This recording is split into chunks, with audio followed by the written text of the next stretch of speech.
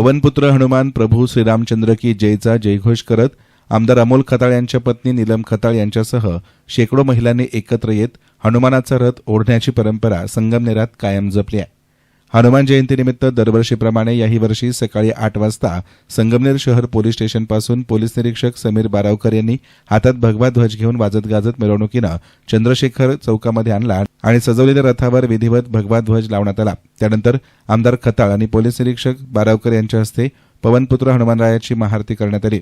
त्यानंतर सौ नीलम खताळ, माजी नगरसेविका श्रीमती शोभा परदेशी, भाजप शहराध्यक्षा पायल ताजने, रेखा गलांडे, नगराध्यक्ष मैथिली तांबे, माजी नगराध्यक्षा दुर्गा तांबे, जयश्री थोरात यांच्यासह शेकडो महिलांनी रथाचा दोर हातात धरून चंद्रशेखर चौकापर्यंत रथ ओढला.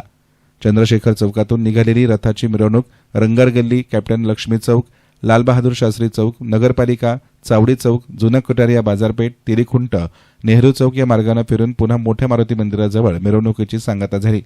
मिरवणूक शांततेमध्ये पार पाडण्यासाठी पोलीस उपअधीक्षक डॉ कुणाल सोनावणे यांच्या मार्गदर्शनाखाली पोलीस निरीक्षक समीर बारावकर यांनी चोख बंदोबस्त ठेवला होता.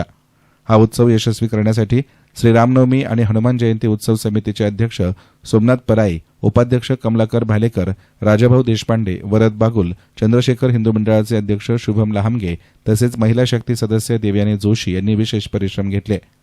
यस9 मीडियासाठी प्रतिनिधी गोरक्षणे हे संगमनेर.